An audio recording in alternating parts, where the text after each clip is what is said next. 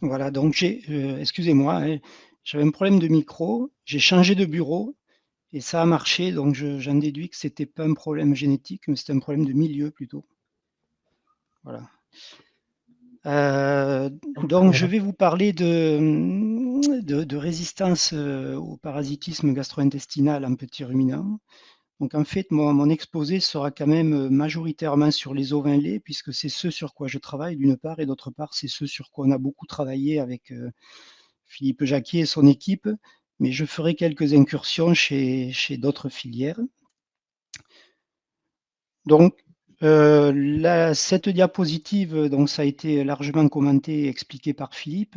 C'est simplement pour en introduction dire que la sélection pour la résistance donc au parasitisme, c'est un des outils de la boîte à outils ou une des options du panier d'options là dont parlait Philippe. Donc ça, c'est dans la partie du tripode, augmenter la résistance ou la résilience de l'hôte, on verra. Donc voilà, c'est un outil et ce n'est qu'un des outils, et je dirais exactement la même chose après en conclusion. Donc pourquoi on s'est intéressé à ça? Alors d'abord, ça fait très longtemps qu'on s'y intéresse. Si vous regardez sur la droite, là, il y a un papier qui date des anciennes J3R en 95. Donc déjà, il y avait du travail sur la résistance génétique de la résistance au parasitisme. Donc on est sur des animaux pour lesquels on cherche à faire du pâturage au maximum. Alors c'est le cas dans les Pyrénées-Atlantiques, par exemple, dans les races ovines laitières des Pyrénées-Atlantiques, mais dans toutes les races, on cherche à pâturer. Donc c'est au pâturage qu'on attrape ces histoires ce parasitisme. Alors c'est un objectif pertinent parce que bon, il y a des pertes économiques, ça c'est ce qu'on lit, enfin c'est ce qui est vrai et puis qu'on lit dans tous les papiers. Il y a aussi de l'écotoxicité de certains antiparasitaires, notamment sur les copropages, sur les pâturages. Donc ça veut dire que déjà c'est un objectif pertinent et c'est ce qui fait que les gens s'y sont intéressés, notamment dans les Pyrénées-Atlantiques, il y a 12-15 ans. Mais c'est peut-être pas ça qui a fait qu'à un moment donné, ça a basculé dans une prise en compte réelle dans le critère de sélection. Ce qui a fait basculer, c'est le côté pertinent, mais le côté urgent, avec tous les problèmes de résistance aux anthelmintiques. Voilà. Et donc là-dessus, Philippe Jacquier a bien su montrer le risque qu'il y avait. Et j'ai pas osé mettre une photo de tsunami, mais une fois dans une de ses présentations, il a mis une photo de tsunami. Et ça, c'est quelque chose qui parle aux éleveurs. Et effectivement, voilà. Donc pertinence et urgence. Alors, comment est-ce qu'on s'y prend? D'abord, bon, on utilise les OPG pour mesurer la résistance, donc là, on ne va pas discuter de ça, c'est ce qui est communément utilisé un peu partout dans le monde. Évidemment, c'est lourd et coûteux, et donc l'idée, c'est d'avoir une population cible qui va être plutôt peu nombreuse et qui va permettre de diffuser beaucoup, et donc on va s'intéresser aux béliers. Et justement, ça tombe bien parce qu'en France, on dispose de schémas collectifs, qu'on soit en ovin lait, en ovin allaitant ou en caprin, donc avec des béliers qui sont rassemblés dans des stations de contrôle, des centres d'élevage, et des béliers qui vont ensuite avoir un impact significatif sur la population, soit par monte naturelle, mais surtout soit par insémination artificielle. Donc le bélier population cible et le schéma collectif, ben ça, voilà, c'est un intérêt. Vous allez voir que ça a une conséquence sur le protocole qu'on va utiliser. Alors après, donc ça, ce sont des travaux anciens. Il y a eu des travaux qui ont montré que il y avait une corrélation génétique assez forte entre la résistance aux différentes espèces de strongle. Donc ça, c'est les travaux des années 95-2000. Et il y a aussi une corrélation génétique forte entre la résistance aux infestations naturelles et la résistance à des infestations plus expérimentales, telles qu'on va le définir. Alors, Philippe Jacquier nous dit que ces travaux anciens mériteraient d'être revus. Donc, c'est vrai que il faudrait pouvoir s'assurer que ces réponses sont toujours d'actualité. Mais voilà, c'est des travaux quand même relativement anciens, mais qu'on prend en compte aujourd'hui. Et du coup, de tous ces résultats, bien, il y a eu un protocole d'épreuve des béliers qui a été défini. Et c'est la diapositive suivante que je passe. passer directement. Donc c'est un protocole qui a été mis au point, bon, il y a une vingtaine d'années et qui a été, disons amélioré, hein, il y a 10-12 ans, notamment dans les Pyrénées-Atlantiques et puis qui s'adapte après à chaque race. Donc aujourd'hui, on dit que c'est un protocole contrôlé et standardisé de phénotypage. Donc au début, évidemment, c'était expérimental, mais aujourd'hui, c'est quelque chose, c'est du phénotypage, de routine dans les centres d'élevage et les stations de contrôle individuel.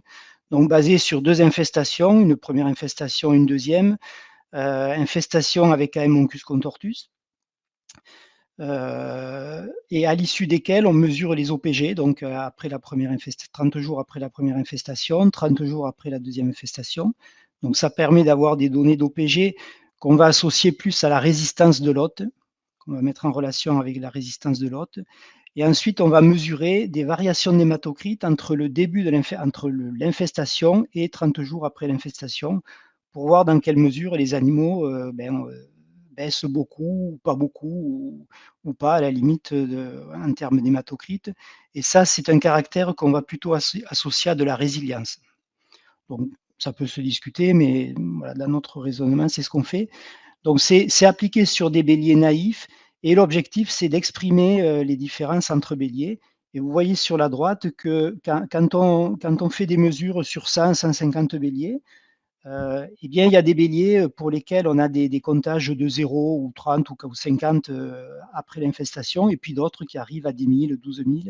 Donc, on a bien de fortes différences entre animaux, et sachant que les animaux maintiennent leur production, leur capacité de reproduction, de production de semences, et donc ne sont pas vraiment affectés par ce protocole.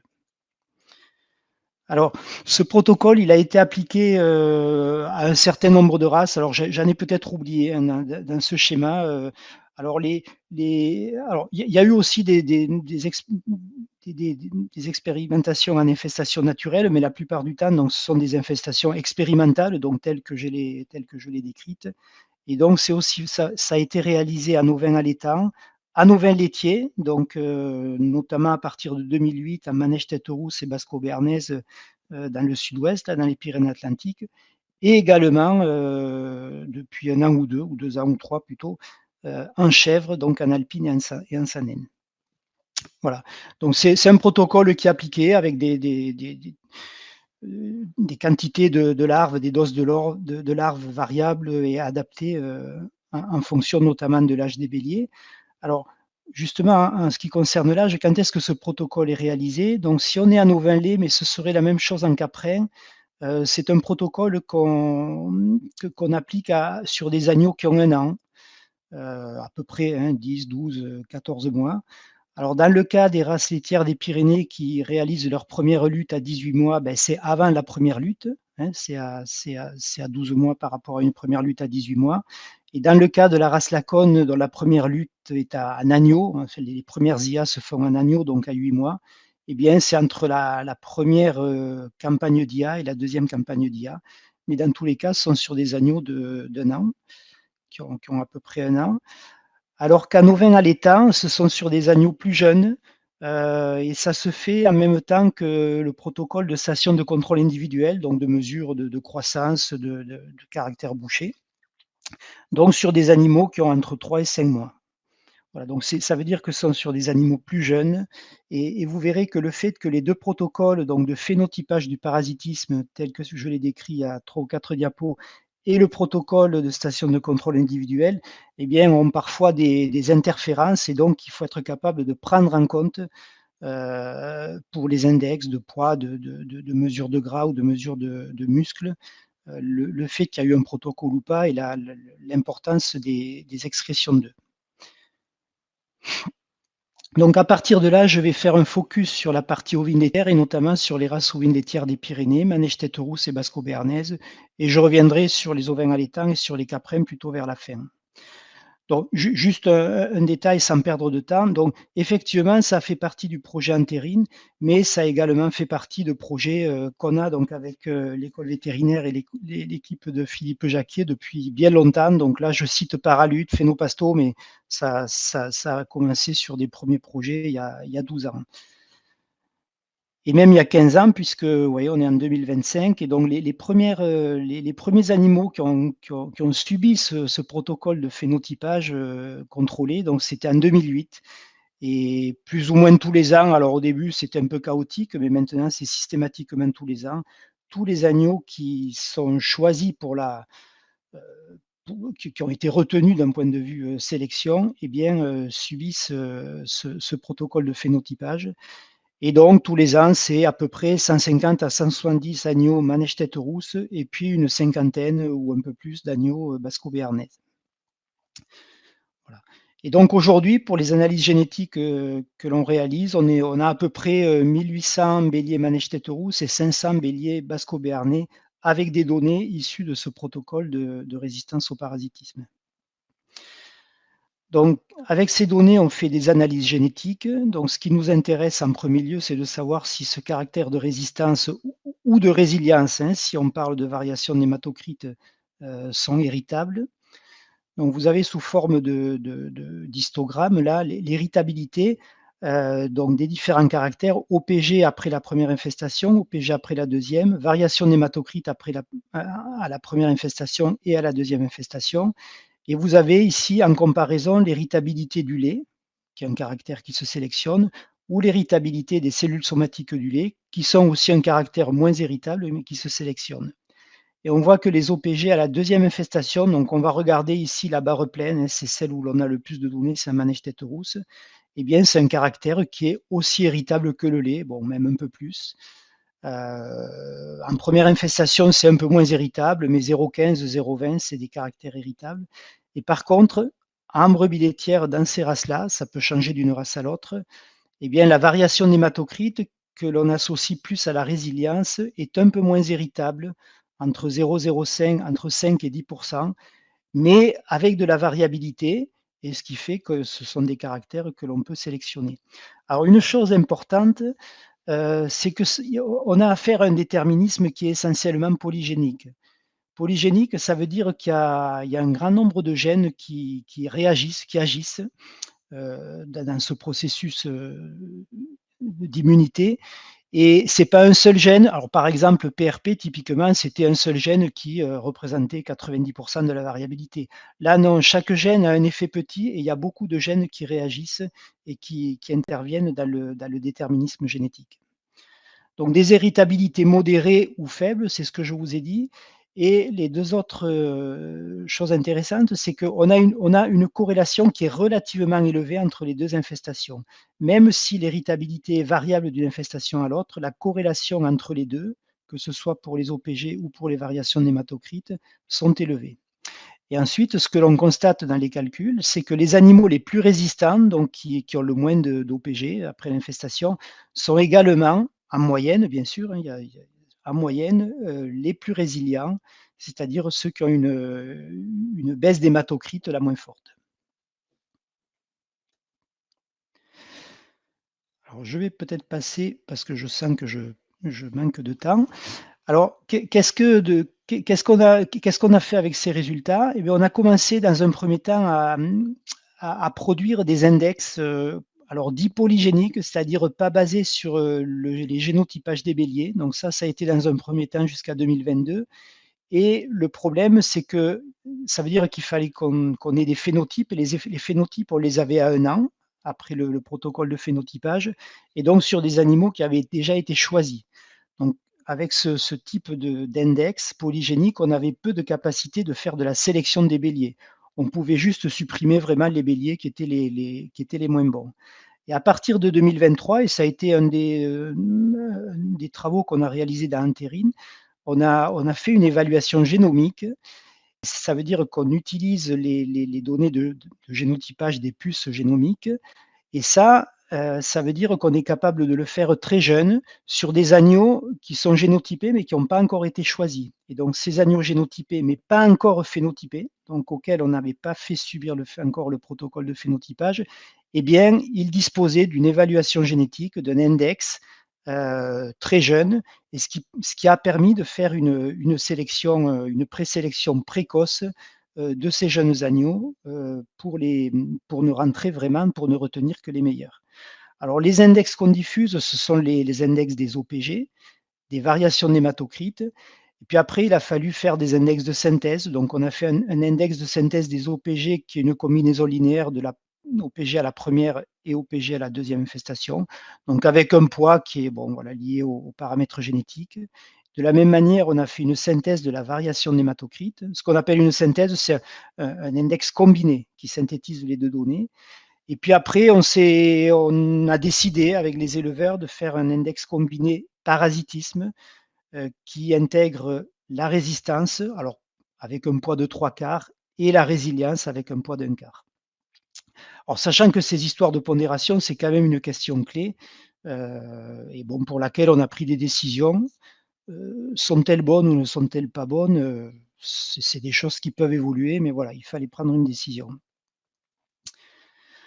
Alors, donc l'idée, c'était qu'on pouvait sélectionner la résistance et la résilience au parasitisme, et maintenant la question, c'était comment est-ce qu'on peut l'intégrer à la sélection déjà réalisée sur tous les autres caractères de production laitière, de morphologie de la mamelle, de résistance aux mammites subcliniques. Donc pour ça, on a besoin de connaître les corrélations génétiques entre ces caractères liés au parasitisme, à la résistance, et les autres caractères. Donc sur ce graphique, vous voyez les corrélations génétiques entre, alors ici c'est entre l'OPG, donc on va dire la résistance, et les caractères en sélection. Par exemple, ici ce sont deux caractères de morphologie de la mamelle. Ici c'est avec les cellules somatiques, ici c'est avec la richesse du lait, TP-TB, et ici avec le lait. Et vous voyez que ces corrélations, eh bien, elles ne sont pas très très différentes de zéro. Elles sont comprises entre, on va dire, entre moins 0,2 et plus 0,1. Bon, parfois favorable, parfois défavorable. Vous voyez, sur le lait, on ne peut même pas dire que ce soit ni favorable ni défavorable, c'est zéro. Et vous voyez que quand on compare avec des corrélations génétiques, par exemple, entre le lait et le taux de matière protéique, où là, la corrélation est de moins 0,5, c'est beaucoup plus fort que ce que l'on observe sur le parasitisme. Donc, on a des corrélations génétiques relativement faibles, ce qui fait que la sélection pour la résistance au parasitisme sera peut-être plus aisée à réaliser et ne mettra pas en péril la sélection sur les autres caractères. Donc, je pourrais vous montrer la même chose sur la variation de l'hématocrite. Pour gagner du temps, je ne vais pas m'attarder, mais vous voyez que les corrélations, là aussi, sont relativement faibles par rapport à d'autres corrélations qu'on est déjà obligé de traiter dans le cadre de la sélection des autres caractères. Alors, tous les autres caractères hors parasitisme sont déjà sélectionnés dans un index combiné, donc un index de synthèse que l'on appelle ISOL, index synthétique au vin lait, qui inclut du lait, de la richesse du lait, des cellules somatiques, de la morphologie de la mamelle. Et vous voyez que quand on fait un graphe et qu'on met en abscisse l'index ISOL, donc tout ce qui n'est pas parasitisme, et l'index parasitisme, donc qui est cette combinaison linéaire de la résistance et de la résilience, ben vous voyez qu'on obtient une espèce de patatoïde, c'est-à-dire qu'il n'y a pas de relation, et la corrélation, vous voyez, elle n'est absolument pas significative. Donc ça veut dire que les animaux que l'on a sélectionnés jusqu'à présent, avec un index avec différents caractères, donc un critère de sélection équilibré, eh bien c'est cet équilibre qui combine des caractères peut-être un peu défavorables avec la résistance au parasitisme et parfois un peu favorables, font que globalement, il y a une corrélation de zéro. Alors à partir de là, les éleveurs se sont réunis dans les Pyrénées-Atlantiques, ont choisi un critère global de sélection. Donc il y a eu un choix début 2024 d'inclure la résistance au parasitisme dans le critère global de sélection, et avec un poids somme toute relativement élevé. Vous voyez ici en manège tête rousse, résistance au parasitisme 1/4, et en basco-béarnaise ici, la résistance au parasitisme intervient pour 1/3 dans le critère de sélection. Donc il y a 1/3 de l'effort de sélection qui est orienté vers la résistance au parasitisme. Alors évidemment, bon, la génétique, la sélection, elle a marché pour tous les autres caractères, donc on peut espérer qu'elle fonctionne aussi sur la résistance au parasitisme. Mais évidemment, c'est quelque chose qui est attendu sur le moyen et sur le long terme, donc pas pour tout de suite. Donc il ne faut pas attendre des miracles dans les 3-4 ans à venir, et c'est bien pour ça que l'approche intégrée a son importance, parce qu'on croit à la sélection, mais elle ne viendra pas tout de suite. Donc ça veut dire que tous les autres outils où toutes les autres options du panier d'options seront nécessaires. Donc si on sort un peu du focus au vin lait, que je vous donne quelques résultats en caprin et en ovin allaitant. Donc en caprin d'abord, il y a eu un projet qui s'appelle TEPACAP avec, un certain nombre d'intervenants, dont l'école vétérinaire et donc Capgène, l'organisme de sélection, où, il y a eu, ils ont infesté, 150 boucs, donc soit âgés un peu comme les agneaux en brebis laitières, soit un peu plus âgés. Un protocole identique à celui que je vous ai décrit en ovin et en même temps, il y a eu des filles de bouc au pâturage. Alors, il y en a eu peu, il y a bon, ce que je vais vous montrer, ce sont vraiment des premiers résultats et ma collègue Virginie Clément insiste bien là-dessus. Mais, on a déjà des choses et notamment sur les, alors bon, la première chose, c'est que finalement le protocole, il n'a pas impacté la croissance des boucs ni la production de semences, donc ça, c'est comme pour les ovins laits, donc il n'y a pas une surprise phénoménale. Il y a une variabilité de la réponse des boucs, un peu comme je vous ai montré pour les béliers. Heu, les paramètres génétiques sont finalement assez semblables à ce qu'on observe en brebis laitière avec, une héritabilité à la deuxième infestation des OPG plus élevée qu'à la première infestation, donc même pattern, même image des choses et une héritabilité de la perte, d'hématocrite quand même relativement faiblement héritable. Et la tendance qu'on observe chez les filles, même si c'est sur très peu de données, montre que les filles des boucs résistants ont en moyenne moins d'OPG que les filles des boucs sensibles. Voilà, donc les perspectives, c'est de continuer le phénotypage pour avoir de plus en plus de données et affiner un peu tous ces paramètres qui vont permettre un jour certainement d'avoir des index et puis, de publier, sur les catalogues de boucs, un indicateur résistance sensible. En ovin allaitant, donc ce que je vous ai dit, c'est que les 2 protocoles, donc le protocole de mesure du gras, du muscle, de la croissance est réalisé en même temps que le protocole de phénotypage du parasitisme. Alors, il y a quelques petites adaptations pour faire en sorte que la seconde infestation ne coïncide pas complètement avec le protocole, station de contrôle individuel. Donc il y a un petit décalage, du protocole parasitisme. Sachant qu'après les agneaux sont vendus, donc le protocole parasitisme, il ne peut pas être fait de manière, à la suite de l'autre protocole parce que les animaux ensuite doivent être, vendus pour la sélection et donc ce qui a été choisi, c'est de corriger les effets de l'infestation sur les caractères bouchés. C'est-à-dire de prendre en compte, les effets du protocole parasitisme dans l'évaluation génétique. Alors c'est un peu nécessaire. Je vous montre ici un exemple en rouge de l'Ouest en 2021. Vous avez ici le classement des animaux sans prendre en compte le protocole parasitisme et ici en ordonnée, à gauche en ordonnée, je ne sais pas si vous voyez mon pointeur, peu importe, le classement en prenant en compte dans le modèle, les OPG, donc les résultats du protocole de parasitisme. Et vous voyez que le classement des béliers ici peut varier un peu selon que l'on prend en compte ou pas. Donc c'est important de considérer dans le modèle, de prendre en compte les effets du protocole parasitisme. Et les premiers paramètres génétiques, alors là, qui ont été calculés en blanche du Massif central, donc dans le cadre d'un projet Phénopasto, montrent des caractères, des héritabilités qui sont finalement assez proches pour ce qui est des OPG, donc de la résistance de ce qu'on observe en ovin laitier et aussi en caprin. Donc forte héritabilité en OPG2, plus faible en OPG1 et avec des variations d'hématocrite qui sont, somme toute plus héritables que ce qu'on observe en bélier laitier ou en bouc laitier, mais à un âge, plus précoce, hein, enfin, plus je veux dire, un peu plus âgé, quoi, hein. En brebis laitière et en caprin, le protocole se réalise à 1 an co au par rapport à 3 ou 5 mois en ovin allaitant. Voilà, donc juste pour vous dire qu'il y a des premiers résultats quand même qui existent en caprin et en ovin allaitant et qui vont se solidifier, dans les années à venir. Donc pour terminer, quelques enseignements et perspectives de ce qu'on a observé. Alors la première chose, bon moi ça me tient un peu à cœur, c'est que cette histoire de résistance au parasitisme, mais c'est un peu comme ce qu'on avait vu, pour la tremblante et comme ceux qu'on avait par quoi on était passé pour la résistance aux mammites, c'est vraiment une expérience concrète de travail collectif, donc entre vétérinaires et généticiens, et avec les organismes et les entreprises de sélection et jusqu'aux éleveurs. Donc il y a vraiment un continuum de R&D qui s'est passé, voilà, de manière finalement très efficace. Donc, il n'y a pas que les races ovines laitières des Pyrénées qui ont été précurseurs, mais il y a aussi d'autres populations. Donc, en Laconelay, ils ont commencé à phénotyper l'an dernier, oui, fin 2024.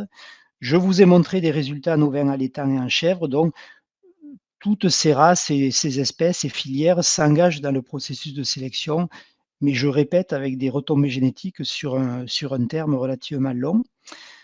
Donc, il y a une plateforme qui existe qui s'appelle Phénopasto, qui réalise le phénotypage au service de tous les organismes de sélection qui le souhaitent, brebis ou chèvres, et qui a finalement un peu remplacé pour le côté de routine ce que faisait l'école vétérinaire et l'équipe de Philippe Jacquet, qui au final ne pouvait plus répondre à la demande qui est de plus en plus importante. Voilà. Et puis, le dernier point qui me tient aussi à cœur, c'est que cette histoire de résistance au parasitisme, c'est quand même vertueux. C'est-à-dire, si un jour on peut limiter les traitements, avoir des bousiers qui revivent bien et puis des oiseaux sur les haies et des pâturages, c'est quand même plutôt bien.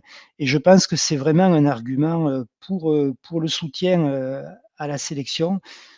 Bon, nous, les généticiens, on est parfois mal vus par un certain nombre de personnes et notamment par les citoyens. Il faut éviter de dire génétique. Et je pense que voilà, ça peut être un argument vertueux par rapport à ce type de débat citoyen. Voilà, donc j'en termine. Donc, je vous avais dit que je terminerai en conclusion par ce que j'avais dit en introduction. Donc, la voie génétique est vraiment un des outils de la lutte intégrée, donc avec les autres. C'est un outil dont on espère qu'il sera efficace sur le long terme, certainement pas sur le court terme. Et donc, voilà, ce panel d'options doit être pris en compte dans sa globalité en tenant compte de tout ça.